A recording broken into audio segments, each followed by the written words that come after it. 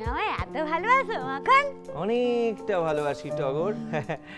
আমার অন্তর জুড়ে শুধু তুমি আর তুমি। সেই জন্যই তো মাঝে মাঝে আমার না আয়নার সামনে দাঁড়িয়ে টিপ পড়তে ইচ্ছে করে। কি সর্বনাশে ইচ্ছা গো? তোমার দাড়ি কামাতে ইচ্ছে করে। দাড়ি কই না তো। ওই যে দেখেছো, তোমার অন্তরে না আমি পাকাপাকি ভাবে জায়গা করে নিতে পারিনি। যদি পারতাম না তাহলে তোমার অন্তরের মাখনটা বেরিয়ে এসে দাড়ি কামাতে চাইতো। আবুকে নিয়ে পারা যাচ্ছে না। তুমি একবার ভাবো, তোমাকেও বলছি সবাইকে বলছি, একবার ভাবো এই দাঁত মাজার ওই মাজন দিয়ে কোনোদিন তোমরা বাসন মেজেছো? বাসন মেজেছো?